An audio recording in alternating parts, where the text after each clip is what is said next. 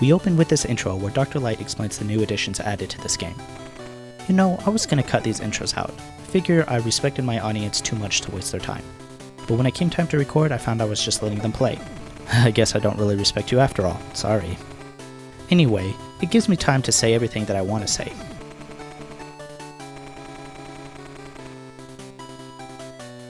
Get it? It's a joke. Here's the new Mega Arm. It attacks enemies both coming and going. We'll be able to buy a couple upgrades for it later, the first of which allows Mega Man to shoot out and hold onto enemies, and pinch them for extra damage. Also is an attachment that allows the Mega Man to grab items from far away. It's very useful, but it also takes a challenge out of a lot of the secrets we'll find later on. Here's Mega Man's new companion, Tango, the robotic cat. Unlike real cats, he does more than just lay around and ruin your furniture. We'll play with him in a bit.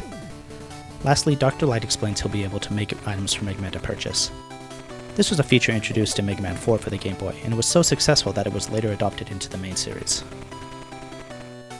That's everything new, onto the stage select screen.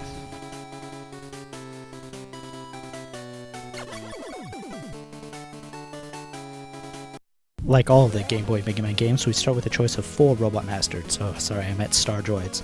Anyway, we have Mercury, Venus, Neptune, and Mars. As you can guess, they're all named after planets of the solar system.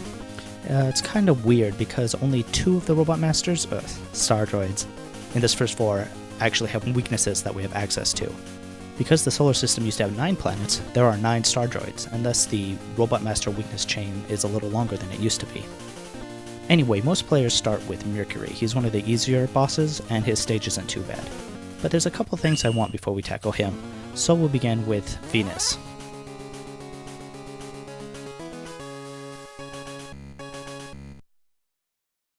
This update is brought to you in Bubbly Lavender. We start off with these bubble enemies that disguise themselves as part of the background and then drop down. They're a little trickier than you would expect because they take 4 shots from the regular Mega Buster or 1 shot of the Mega Arm and then an additional shot from the Mega Buster. So if you're not prepared for them, they can sneak in and hit you for a bit of damage. Here I use the Mega Arm just because I don't want to waste time with these B guys. They drop P-chips, the currency used in this game. This is a little before bolts were invented. These crab guys create bubbles, which can pull you into spikes or pits, but mostly just serve to block your shots. They're kind of annoying, but they're never really any actual danger.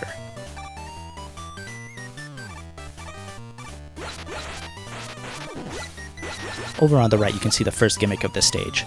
These streams of water come down. If you're caught in one, it will pull you into a pit. You can see the real trick to them here is that they obliterate part of the stage geography as they come.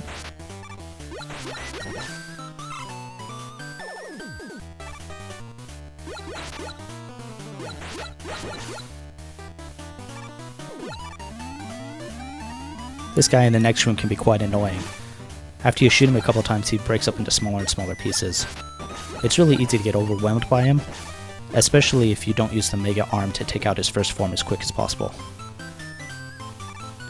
This is the respawn point for the stage, kind of absurd considering how early it comes and how much more of the stage we have to go.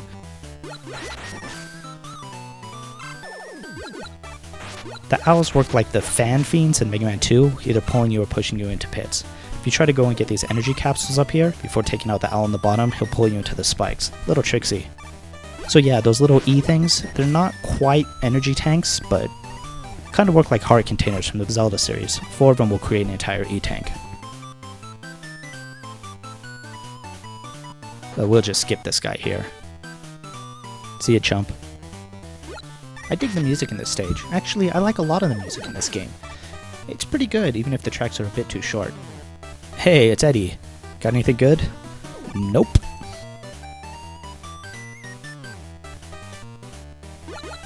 This guy can be a little tricky. If the bubble grabs you, it will pull you up onto the step in front of you, so if you're right up next to him, it will actually pull you into the crab guy and you'll take a hit. Here's the second gimmick for the stage. These bubbles will increase your jump height, higher depending on the size of the bubble you're jumping on. It's a fun mechanic, and it's a shame it wasn't used more.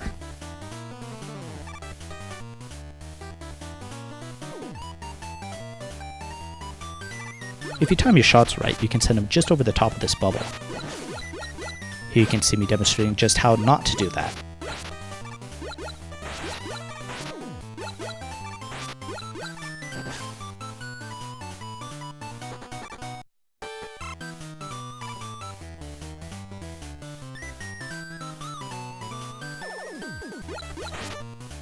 Last energy capsule and we have a full E-tank. Not that we'll ever need them.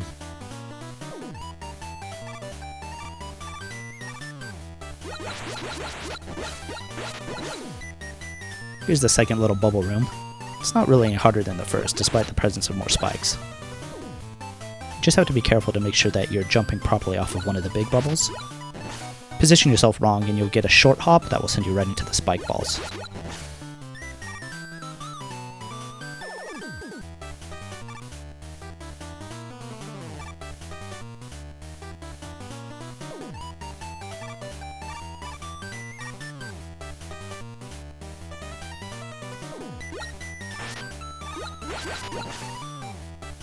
Here's the last crab guy.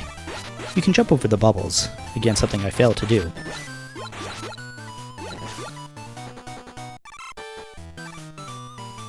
We'll just let this guy pull us off here.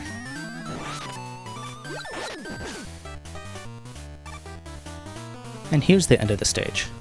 I really like the aesthetics of this level. It's like it was once a regular factory before Venus invaded and added all his bubbles and streams.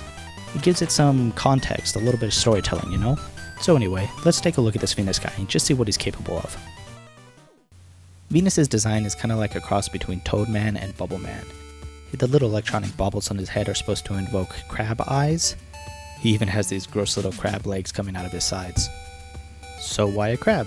What does Venus have to do with those mysterious crustaceans? As you may recall, Venus is a planet. According to Wikipedia, it is the second planet from the Sun. The planet is also named after the Roman goddess of love and beauty. Love and beauty? What does that have to do with crabs? Well, you may recall this famous painting, The Birth of Venus, by Italian painter Sandro Botticelli. It depicts the goddess Venus emerging from the sea in a scallop shell. In fact, this depiction of Venus rising from the sea is a subject that was used in many classical paintings. It's part of a motif known as the Venus Anadyomene. Now, Venus is the Roman interpretation of the Greek goddess Aphrodite. Aphrodite, it is said, was born when Cronus cut off Uranus's genitals and threw him into the sea, and she arose from the sea foam. In fact, the Greek word aphros literally means sea foam. Now we're getting somewhere. Sea foam, crabs, and of course we're all familiar with video game crab enemies that are often depicted shooting bubbles. It's all coming together. By the way, the shell that Venus arrives on when emerging from the sea, that represents love and beauty and all that. Venus as a boss is quite aggressive. He has a few moves that can ruin your day. First, he likes to crab walk into your position. If you fire, he'll jump either high into the air and fire a homing bubble, or low in the air and fire a stationary bubble that explodes when you get too close to it. Because of his large size, he can be hard to jump over, and because there's so much going on at any given time, it can be tough to manage the battle. To help control the battle, we're going to bring out Mega Man's new companion, Tango. Tango works by charging down the Mega Buster. He'll then leap onto the stage and start spinning around, targeting enemies. In a normal stage, he's not too useful, mostly because there's so many pits he can fall into, but in a boss battle and an enclosed space, he can be a big help. Especially in this battle, as he can target Venus's bubbles and let us concentrate on staying in position. For this battle, we want to make sure that we slide under Venus every time he leaps. If we don't do so, it will keep us trapped in the corner where Venus can do his crab walk. Venus actually has a desperation move. Once he gets down to about a third of his health, he'll start firing 3 homing missiles instead of 1. It can be really hectic in a normal fight, but Tango really helps to keep things under control. Tango usually doesn't last the entire battle. I just got lucky this time. And with that, Venus is down. That'll probably be the last we see of Tango in this playthrough.